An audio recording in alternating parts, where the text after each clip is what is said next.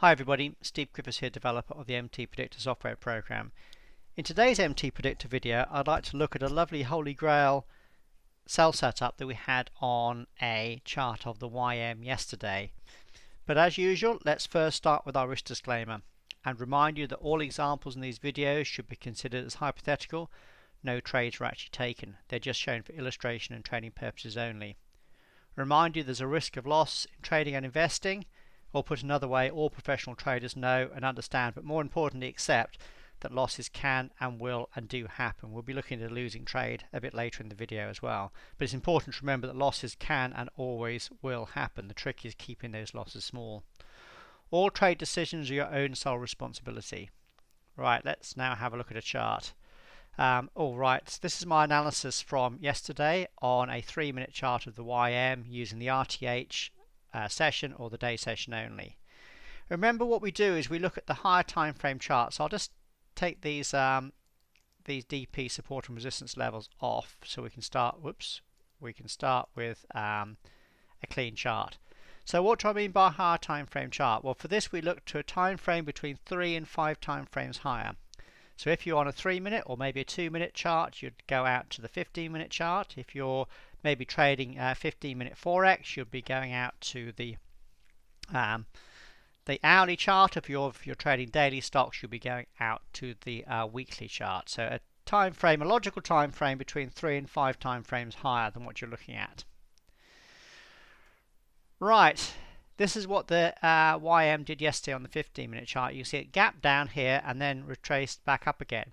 And interestingly enough, we had a support zone on our chart right back from the last swing into this high. Remember the last couple of videos I've been looking at where I look at the last swing into a high or low. So that's the high, this is the last swing. We right mouse click here and place a support zone on. This would have been on the chart literally all the way down here as the market was declining down. And look what happened yesterday. It came down, went right into that support zone before making a correction up. And actually this is the biggest meaningful correction we've actually had so far in this entire decline. But the point being is this support zone was on the chart before yesterday even opened. The market then rallied up. It rallied up just beyond the DP from the last swing into the low. That's the last swing into that low. So there was the DP there, rallied just beyond it, then printed a TS4 sell setup. That's the important thing to look at, is that at basically 13:15 or just past 1 o'clock, we had a TS4 sell setup indicating the market trend was going to go down. Now, whether this carries on going down is irrelevant because we know that markets go in cycles and only half the time basic market patterns unfold as anticipated. Therefore, only half the time you should be looking to do trades. But the point being is at this time, just after 1 o'clock, it indicated the market was going to go down. If we go back to the prior pivot here, we can also see there was a decision point resistance in and around the same level there. In fact, I'll take that one off because it went slightly beyond that. Right, let's now go down to the 3-minute chart and see how this would have affected your trading. Right, well, as you can see there's our 15-minute DP, and as you can see that caught the low very nicely, and the large view trend was then up from there. There weren't any setups as the market went up. It went up and then basically hit this 15-minute DP that we saw placing on the 15-minute chart. But you remember in around here, which was basically just past 1 o'clock, quarter past 1, which was there. Do you see that? That printed as a TS4 sell on the 15-minute chart. So after here, after about quarter past 1, the large view trend was down. This was reflected by our MTP trend then changing red. So therefore, sell setups were what you should be looking at. So this particular sell setup here was the one I was interested in. It's actually represented as a history triangle because those two bars have the same high. Basically, it was a mini double top. This is where the history triangles are not failed trades, they're filled trades. You can right mouse click over this red sell bar to analysis, and that will place the analysis on for you. On the 3-minute chart, this only indicated going down to the minimum wave C target here, but that would have been a nice 3.3R profit.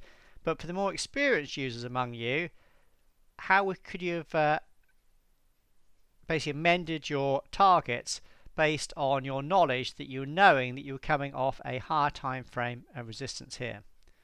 Well, in Elliott wave terms, because this is a higher time frame resistance area, we actually start our count here. This is where I develop my unique isolation approach to Elliott wave. We don't try and place counts on the chart all the time because the markets are random 50% of the time and counts basically meaningless.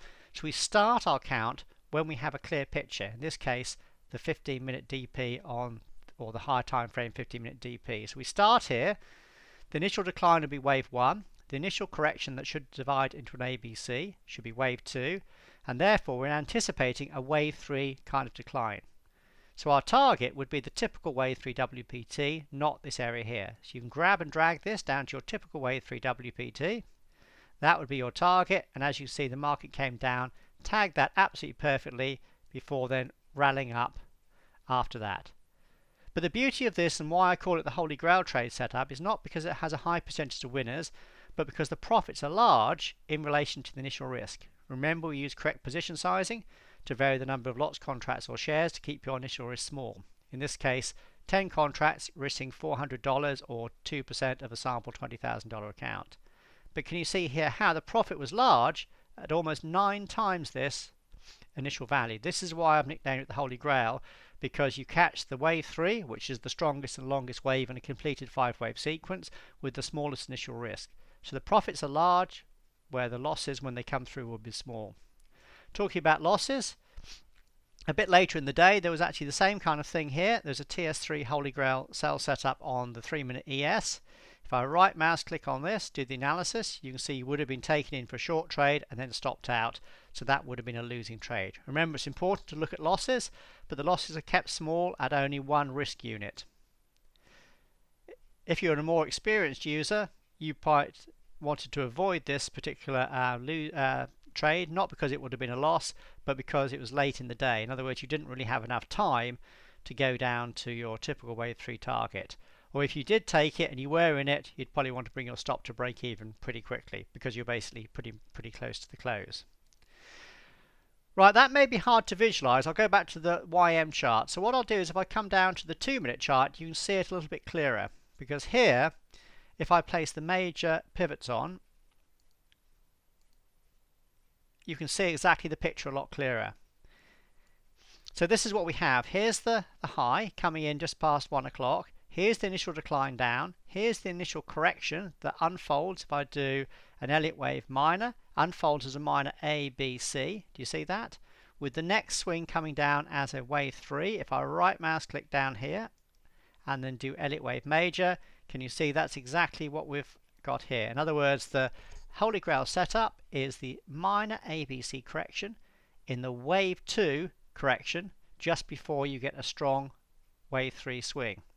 Now remember, we look at this in everything in isolation. In other words, as a trader, all we're interested in is this particular swing. We don't care whether it goes up to a wave 4 then down to a wave 5. You can see that this one didn't. It basically carried on rallying up. So the Elliott wave principle basically fell apart here. That's why I only look at Elliott wave in isolation. In other words, we're not interested in when the pattern is unclear. We're only interested in this particular snapshot when it all comes together. So if I right mouse click over this red cell bar, do analysis, you can see there's our target down to the typical wave 3 WPT. In this case for a 7-hour profit. That's because the initial entry was just slightly later after the high. In fact, actually, if you look at this very carefully, you can see that it would have actually come in on this TS1 cell here, and then just as you had on the 3-minute chart, you'd have dragged that down for your same 9-hour profit. But I want to show it as of this Holy Grail, because you can see there it tells you it's a Holy Grail setup. So again, that's what we're looking for. We're looking to start our sequence when the Elliott wave pattern becomes clear. We're then looking for an initial decline down, an initial correction that subdivides into a minor ABC. That will be qualified as a wave 2 in Elliott wave terms. We're then looking for the wave 3 swing that unfolds after that to go into the typical wave 3 WPT. So wave 2 into the wave 3. And because the wave 3 is the strongest and longest in a completed 5-wave sequence, this is normally the longest swing, so it has the highest profit in relation to the smallest initial risk, i.e. the smallest losses. So that's why I've nicknamed it the Holy Grail, because again, as you've seen, there are losing trades, as we saw on the ES there. Of course there'll be losing trades. You'll always have losing trades with any system. But when the losses come through, the losses are kept small at 1 risk unit. But when the profits come through, the profits are large, here you can see on this 2-minute chart the profit will be 7R or 7 times greater than the initial risk, and that's why I've nicknamed it the Holy Grail trade setup. But you see how it is all initiated by having this higher time frame DP on the chart in advance.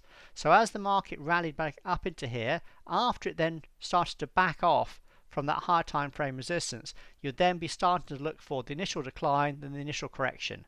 Remember, it was actually helped by, on our 15-minute chart, we had this printed as a TS4 sell. So in other words, that helped give you extra confidence that at least for the short term here, or initially you'd get some kind of move down on the higher time frame chart. So when you come back down to your shorter time frame, you're then looking for the initial correction to unfold as an ABC, and that is then found as our Holy Grail trade setup.